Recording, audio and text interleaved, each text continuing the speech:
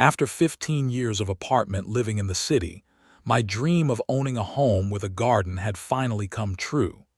Meadow Creek Estates was everything I had been searching for: quiet streets, mature trees, and enough space between houses to create the garden sanctuary I had sketched in notebooks for years. The previous owners had neglected the landscaping, but I saw potential in every overgrown corner.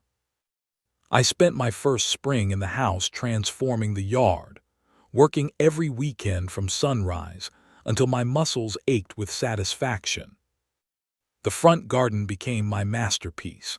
I installed curved stone pathways that wound through carefully planned flower beds. Purple coneflowers nodded beside black-eyed Susans. Ornamental grasses provided texture and movement. A small Japanese maple anchored the corner nearest the street. I built raised beds for vegetables along the southern border where the sun lingered longest. By midsummer, neighbors would slow their cars to admire the transformation, and several stopped to compliment my efforts. The neighbors seemed welcoming. To my left, an elderly couple named the Millers brought me homemade bread when I moved in. To my right, a young family with 2 small children would wave whenever they passed. Across the street, the Thompsons invited me to their summer barbecue. Everyone appeared friendly and respectful, the kind of community I had hoped to join. Then I began noticing something strange. Each morning when I would inspect the garden, I found disturbing signs of intrusion. At first, it was just flattened areas of grass between my flower beds. Then I discovered tire tracks cutting directly through a section of newly planted ground cover. Perplexed, I checked for signs of utility workers or delivery vehicles, but the narrow tracks continued appearing in the same path, day after day. The mystery was solved on a Tuesday morning when I happened to be working from home. Through my office window, I watched a white golf cart come bouncing across my front lawn, weaving between my flower beds, and continuing down the side of my property toward the community golf course. Behind the wheel sat a woman with highlighted blonde hair cut in the distinctive angular style that had become synonymous with a certain type of entitled suburban personality. That evening, I walked 3 houses down to introduce myself properly. The door was answered by a woman I recognized from the golf cart. She wore white capri pants and a polo shirt with the country club logo. "Hello, I am your neighbor from number 28, I said, extending my hand. "I noticed you driving your golf cart across my front garden today." She looked at me with mild annoyance. "Oh, yes, we use that path to get to the course. Been doing it for years."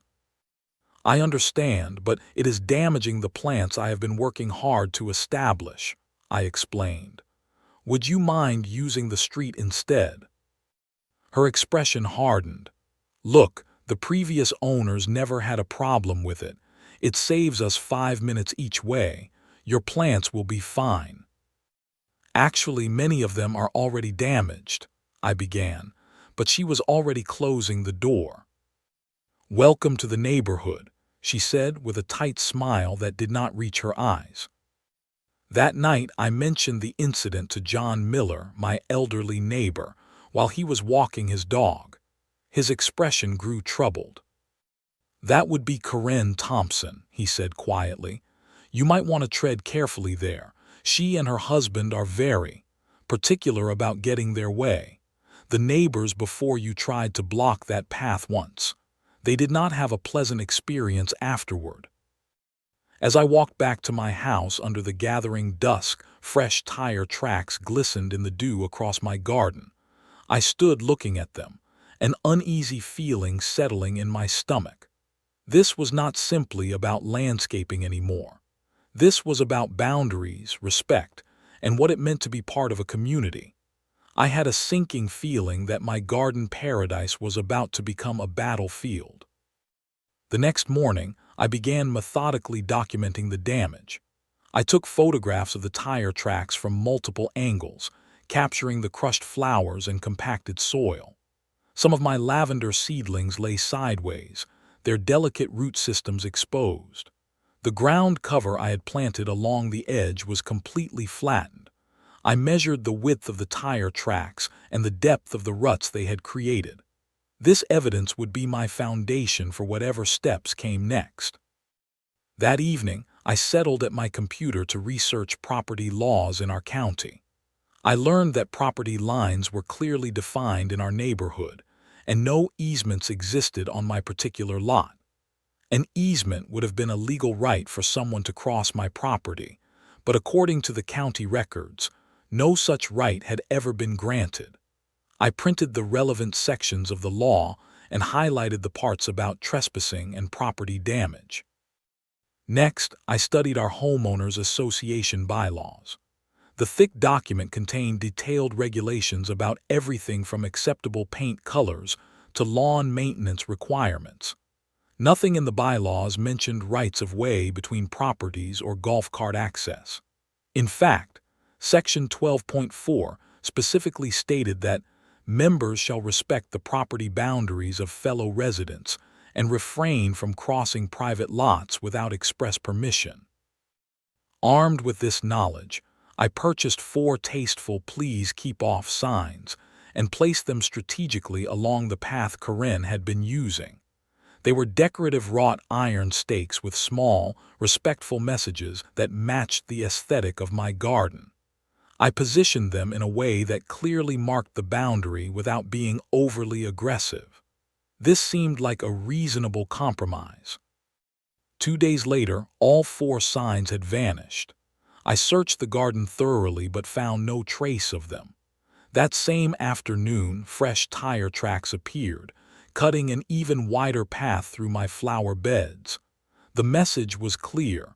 Corinne had no intention of respecting my polite request. I decided to attempt one more reasonable conversation.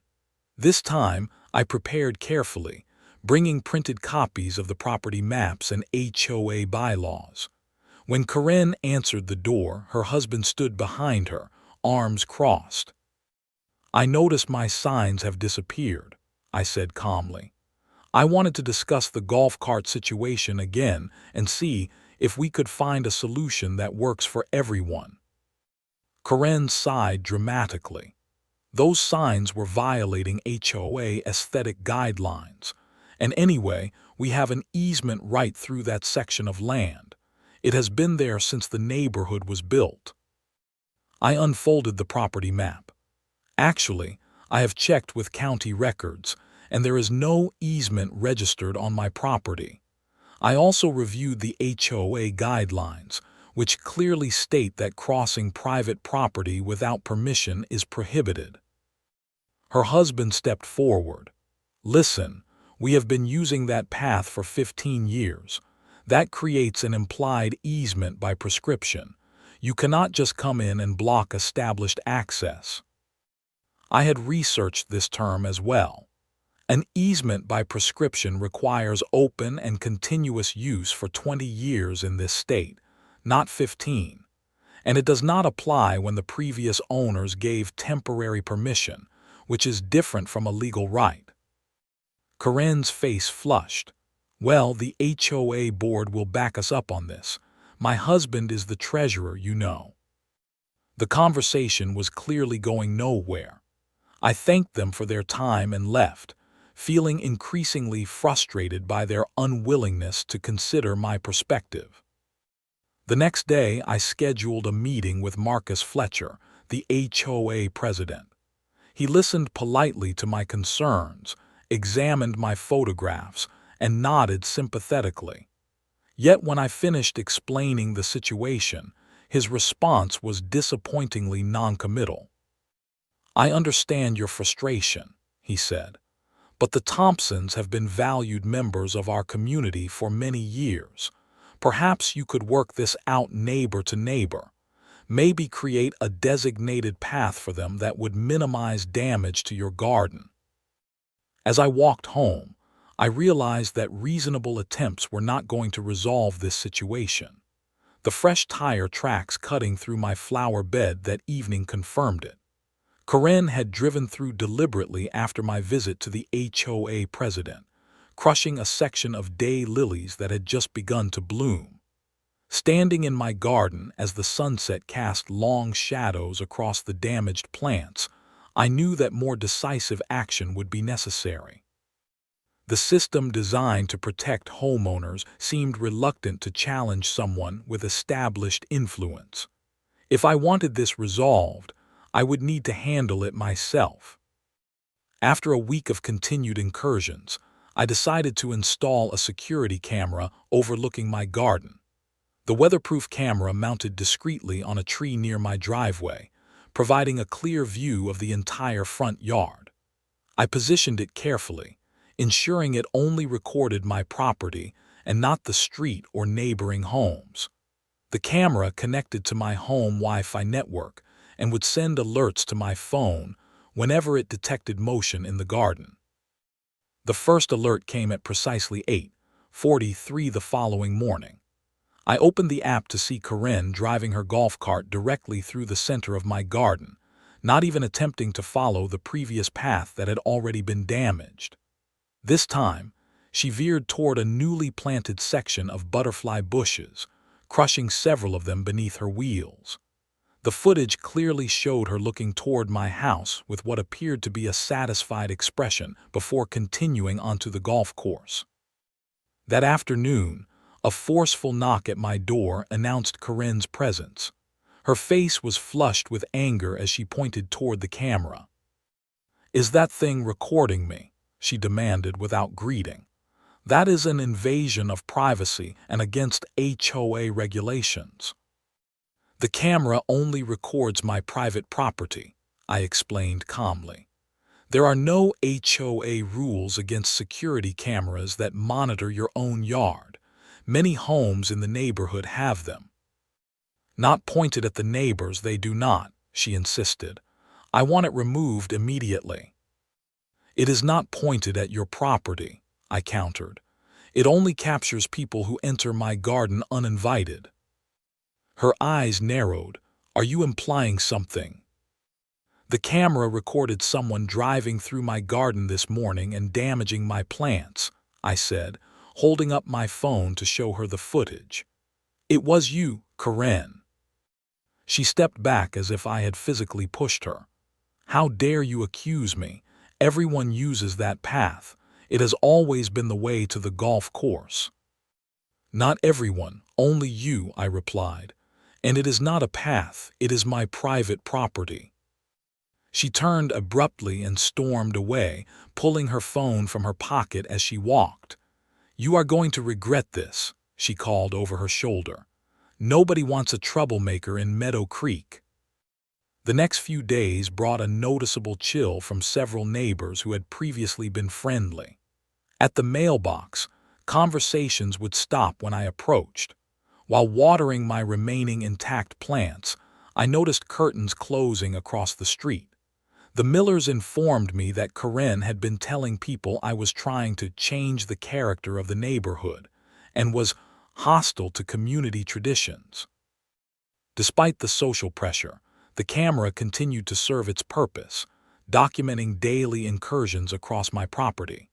Then came Wednesday morning. My phone alerted me to motion in the garden, and I opened the app to see Corinne deliberately steering her golf cart in a wide arc, running directly over a section of new plantings I had just installed the previous weekend. Unlike her usual direct path to the golf course, this maneuver served no purpose except destruction.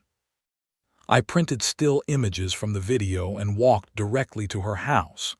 This time when she answered, I did not wait for her to speak. "I have video evidence of you deliberately destroying my garden," I said, holding up the images. "This was not accessing a path. This was vandalism." She snatched the papers from my hand and tore them in half. "You have no proof of anything, and that camera is coming down." Before I could respond, she slammed the door in my face. That evening when I returned from work, I discovered my security camera hanging by its wires, the housing cracked open. The memory card had been removed. I stood looking at the damaged camera, a cold anger replacing my previous frustration. This had crossed a line into criminal behavior. As I was examining the damage, a man approached from Corinne's house. He had the uncomfortable posture of someone performing an unwanted task. "I am Robert Thompson, Corinne's husband," he said, extending his hand tentatively. "I want to apologize for the camera. Things got out of hand. I will pay for a replacement." "Thank you," I responded, surprised by this gesture. "But the real issue is the continued damage to my property." He sighed heavily. "Look, we have been using that access point for years. The previous owners understood it was a community right-of-way to the golf course. But legally it is not," I insisted, "and the damage is extensive." "We are prominent members of this community," he said, his tone shifting slightly. "Corinne is upset now, but this could all blow over if you would just accommodate a simple tradition. Otherwise, things might become difficult." There was something in his tone that sounded like both a plea and a threat. I realized then that this was not simply about convenience or tradition. It was about power and who wielded it in the neighborhood. Corinne believed her social position entitled her to special privileges, even at others' expense. Her husband seemed caught between supporting his wife and recognizing the unreasonableness of her actions. "I will consider what you have said," I told him, "but I cannot allow the ongoing destruction of my property."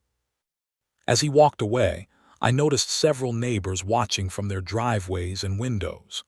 The private dispute had become public neighborhood drama. Standing amid my damaged garden with a broken camera in hand, I knew that traditional conflict resolution had failed. The situation had escalated beyond reasoning, beyond community mediation. I would need to find another approach, one that would protect my property without further inflaming neighborhood tensions. The morning after the camera incident, I contacted Amanda Reeves, a property attorney recommended by a colleague. Her office was located downtown, away from the watchful eyes of Meadow Creek residents.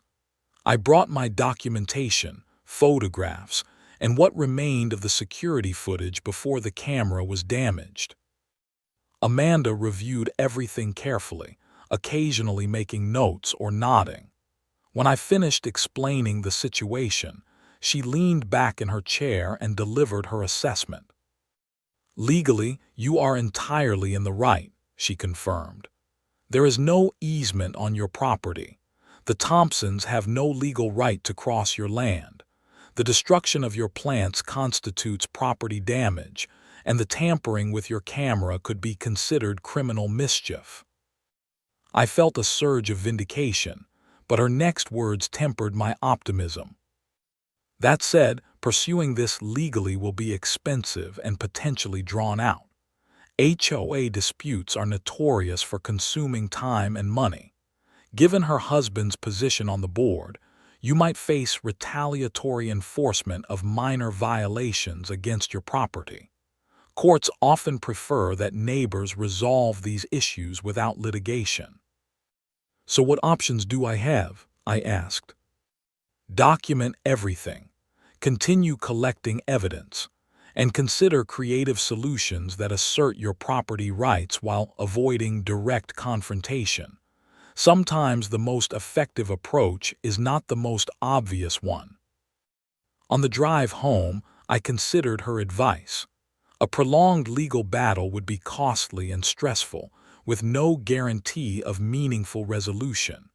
The HOA had already shown reluctance to challenge the Thompsons. I needed a different strategy. Over the next few days, I maintained a low profile in the neighborhood. I removed the damaged camera without replacing it. I stopped confronting Corinne about the tire tracks that continued to appear each morning. To all outward appearances, I had surrendered to the inevitable. Corinne noticed the change. The next time her golf cart crossed my property, she slowed down to look at me as I watered plants on the opposite side of the yard. I nodded politely and continued my task, giving no indication of my true feelings. Her surprised expression quickly transformed into a satisfied smile. Within days, Karen began bringing friends on her golf cart journeys across my garden. I would watch from my window as she gestured toward my house while speaking to her passengers, clearly recounting her victory over the troublesome new neighbor. The path through my yard grew wider as multiple vehicles now followed her lead, treating my property as a public thoroughfare.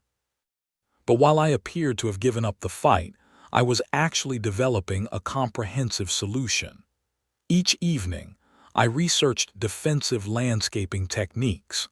I studied garden design plans that incorporated natural barriers. I explored options that would be both beautiful and effective at protecting boundaries. I ordered supplies carefully, using my work address for delivery rather than my home.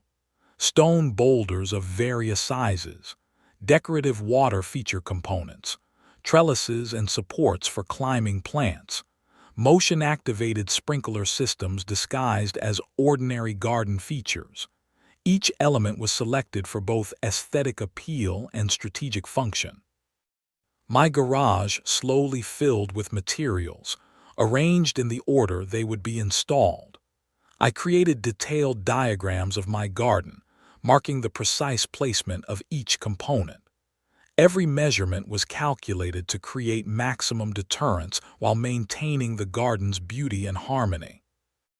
During this planning phase, I maintained a friendly facade in the neighborhood. I waved to Karen when our paths crossed. I attended a community picnic and made small talk with residents who had previously avoided me. Gradually, some of the social chill began to thaw as neighbors saw I was not the troublemaker Karen had portrayed me to be. All the while, I was preparing for my moment. I scheduled a week of vacation time from work, timing it to begin after a delivery of particularly large decorative boulders. The delivery truck arrived at dawn on a Monday when most neighbors, including Karen, would still be asleep. The driver positioned the stones exactly where my diagram indicated, using a small crane to place them with precision. As the truck pulled away, I stood in my driveway surveying the collection of materials gathered in my garage and the new boulders resting on wooden pallets. The pieces of my plan were finally in place. Tomorrow would mark the beginning of Operation Garden Defense. That evening, I saw Karen's golf cart cruise past my house as she returned from the golf course using the street rather than cutting through my property. She slowed as she passed, nodding the boulders with a puzzled expression. I waved cheerfully from my porch, giving no indication of what was to come. Her suspicious glance as she continued home told me she sensed something had changed, but could not yet identify the threat. I slept soundly that night for the first time in weeks, knowing that the balance of power in our silent war was about to shift dramatically. My alarm sounded at 5:30 on the first morning of my vacation week. As the neighborhood slept, I began implementing my garden defense plan. The early summer sun provided perfect working conditions, warm enough to work comfortably but not yet blazing with midday heat. I changed into work clothes, filled my water bottle, and stepped outside to begin the transformation. First came the strategic placement of the boulders. Each one weighed between 200 and 500 pounds, impossible to move without machinery. I had marked their exact positions with small flags the night before. The 5 largest boulders would form the primary barrier, positioned precisely along the path Karen typically took with her golf cart. They would be spaced just widely enough that a person could walk between them, but narrow enough to prevent any vehicle from passing. Using a hand truck and a series of wooden planks for leverage, I positioned each boulder carefully. The work was physically demanding, requiring all my strength to maneuver the stones into place. By mid-morning, the main barrier was taking shape. a seemingly random but actually precisely planned arrangement of natural stone features that appeared decorative while serving as immovable obstacles. Between the large boulders, I installed smaller stone features and decorative logs. These secondary barriers filled potential gaps while maintaining the aesthetic of an intentional landscape design. I positioned each element to appear natural and artistic rather than defensive, creating a beautiful rock garden that just happened to block vehicle access completely. After a quick lunch break, I moved to the second phase of my plan, the water features. I installed a small recirculating stream that wound through the rock garden, connecting 3 small pools with gentle waterfalls between them. The flowing water added soothing sound to the garden while serving a strategic purpose. The ground around water features would be too soft for vehicle tires, creating boggy areas that would trap any wheels attempting to cross. By sunset of the first day, the skeleton of my defense system was in place. The combination of stone barriers and water features had already transformed the front garden into something both beautiful and impenetrable. I fell into bed exhausted but satisfied with the progress. Day 2 focused on installing the vertical elements. Along the property boundaries, I erected decorative trellises designed to support climbing plants. I selected varieties known for both their beauty and their protective qualities, climbing roses with significant thorns, dense jasmine that would create an impenetrable green wall, and hardy ivy that would quickly fill any gaps. In time, these would grow into living barriers that enhanced privacy while clearly marking boundaries with their visual presence. The trellises were positioned strategically, reinforcing the stone barriers while creating additional obstacles in areas where Karen might attempt to forge new paths. Each trellis was secured with concrete footings, making them as immovable as the boulders while appearing to be standard garden features. On the third day, I installed the technological elements of my defense system. Motion-activated sprinklers were disguised as decorative garden fixtures, positioned to provide coverage over any potential entry points. These would detect movement and release a substantial spray of water, harmless but highly effective at deterring unwanted visitors. I camouflaged the sensors with ornamental grasses and low-growing shrubs, making them virtually invisible within the landscape design. The fourth day was dedicated to softening the defensive elements with plants and flowers. I surrounded the boulders with colorful perennials that would enhance their natural beauty. Ornamental grasses added movement and texture. Ground cover spread between the stones, creating a cohesive design. Each plant was selected not only for its aesthetic contribution, but also for its hardiness and ability to recover if damaged. By day 5, the transformation was nearly complete. I installed solar-powered garden lighting that would highlight the new features at night while making any attempted passage after dark clearly visible from my windows. The lighting was positioned to enhance the garden's beauty while eliminating shadows where someone might attempt to navigate between barriers. The final day of my project focused on refinement and reinforcement. I added decorative mulch around all planted areas, creating clean edges and defined spaces. I installed subtle but visible property markers along the boundaries, small decorative posts that clearly indicated where my land ended. I positioned a tasteful garden bench where it offered a view of both my transformed landscape and any approaching visitors, creating a space where I could enjoy my garden while monitoring it. Standing back to survey the completed transformation as the sun set on the 6th day, I felt a profound sense of satisfaction. What had begun as a defensive project had evolved into something truly beautiful. The garden now featured distinct areas for different types of plants, thoughtful pathways for pedestrian enjoyment, and artistic stone arrangements that caught the eye and invited contemplation. More importantly, There was no longer any way for a golf cart to pass through.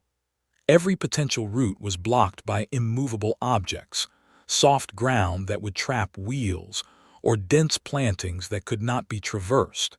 Yet nothing appeared hostile or unwelcoming. To the casual observer, this was simply an elaborate garden design created by someone with passion and vision for landscaping. That evening, I sat on my new garden bench, watching fireflies begin to appear in the gathering dusk. The soft gurgle of the water features created a peaceful atmosphere. Birds investigated the new plantings, already making themselves at home in the enhanced habitat. The motion lights activated occasionally as small animals explored the landscape, casting a gentle glow over the transformed space. Tomorrow would bring Karen's inevitable discovery of my creation. I knew the confrontation would be unpleasant, but for the first time since this conflict began, I felt prepared and protected. My property boundaries were now clearly established, not with angry signs or legal threats, but with beauty and intention. I had created something that enhanced the neighborhood while protecting what was rightfully mine. I went to bed that night feeling not like someone preparing for battle, but like someone who had already won the war through creativity rather than combat. The morning arrived with perfect clarity, the kind of pristine summer day that makes even ordinary scenes look like paintings. I prepared my coffee and settled into my living room chair, positioned with a view of the garden through the front windows. It was Saturday, and based on Karen's predictable schedule, she would be heading to her morning tea time within the hour. The stage was set for our inevitable confrontation. At precisely 8:15, I spotted Karen's golf cart approaching my property. She was dressed in crisp golfing attire, her husband seated beside her looking uncomfortable. As they neared the spot where they usually turned to cross my lawn, Karen slowed the vehicle, her expression changing from casual conversation to confusion. She stopped completely at the edge of my property, staring at the transformation before her. The pathways she had used for years had disappeared, replaced by arrangements of massive boulders, flowing water features, and densely planted gardens. There was no route through for any vehicle. Even from my window, I could see her face reddening as she processed what had happened. Karen pointed toward what appeared to be the widest gap between two stone formations. Robert shook his head, clearly recognizing the impossibility of passage. Nevertheless, Karen accelerated suddenly, attempting to navigate between the boulders. The golf cart lurched forward, scraping against stone with a sound that made me wince despite myself. She reversed and tried again at a different angle, achieving nothing but the continued scraping of her vehicle's sides. On her third attempt, the inevitable happened. The golf cart became wedged between two boulders, its wheels spinning uselessly as it settled deeper into the soft ground I had strategically created around the stone features. The sound of the motor straining echoed through the quiet morning as Karen repeatedly shifted between forward and reverse, accomplishing nothing but digging the wheels deeper. Robert stepped out, examining their predicament with obvious distress. He said something to Karen that I could not hear, gesturing emphatically toward the street. She ignored him, exiting the cart and storming directly toward my front door. Her determined stride crushed several marigolds I had planted along the walking path, a final act of destruction that seemed almost poetic in its futility. I stood calmly and moved to answer the door before her knocking could begin. When I opened it, Karen's hand was raised midair, her face contorted with rage. "What have you done?" she demanded, her voice sharp enough to carry across the neighborhood. "You deliberately blocked the community access path." I maintained a composed expression. "Good morning, Karen.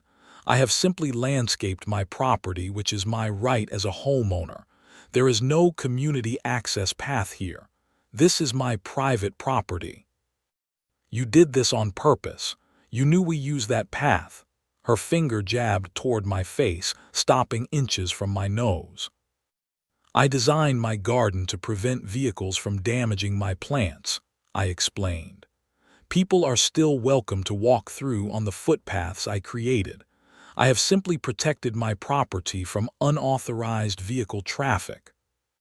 By this time, Robert had joined her at my door, looking increasingly uncomfortable.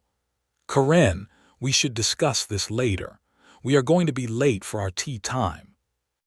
Neighbors had begun to emerge from their homes, drawn by Karen's escalating volume. The Millers stood on their driveway watching. Across the street, the young family with children observed from their porch. Even Marcus Fletcher, the HOA president, had stepped outside to witness the unfolding scene. "You will remove these obstacles immediately," Karen demanded, "or I will file a complaint with the HOA and force you to take them down." "The HOA has no jurisdiction over how I landscape my property as long as I follow the bylaws," I responded calmly. "I have reviewed the regulations carefully. My garden complies with all requirements for aesthetics, height restrictions, and setbacks from property lines. There is nothing in the rules that prevents me from having boulders, water features, or trellises." "This is malicious. You did this specifically to block us." Her voice had risen to a shout now, drawing more neighbors from their homes. "I designed my garden to prevent damage that has been occurring for months despite my repeated requests for it to stop," I replied, maintaining an even tone that contrasted sharply with her escalating hostility. "I have documentation of that damage, including video of deliberate destruction of my plants. I also have documentation of my legal property boundaries, which show that no easement or right-of-way exists through my yard." Robert placed a hand on Karen's arm. "We need to call someone to help move the golf cart," he said quietly. "It is blocking part of the sidewalk." This practical concern seemed to penetrate Karen's anger. She glanced back at the wedged vehicle, then at the gathering neighbors watching the scene unfold. Something in her expression shifted as she realized how this appeared to the community. Her golf cart stuck in an awkward position, her voice raised while I remained calm. "This is not over," she said, lowering her voice to a hiss. "The HOA will hear about this. I will make sure of it." "They are welcome to inspect my property anytime," I responded. "Everything here is within regulations."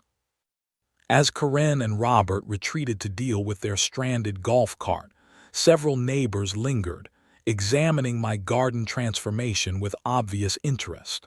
Some nodded approvingly. Marcus Fletcher approached slowly, surveying the changes with a thoughtful expression. "Quite an impressive landscaping project," he commented neutrally. "Very thorough." "Thank you," I replied. "I thought the neighborhood could use more native plants and water conservation features. They attract butterflies and birds while reducing runoff." He nodded, a hint of admiration breaking through his official demeanor. "Creative solution to your situation." As he walked away, I knew this was only the beginning of Karen's response. But standing amid my beautiful, protected garden with the neighborhood witnessing her unreasonable behavior, I felt confident that the tide had finally turned in my favor. The formal HOA complaint arrived 3 days later.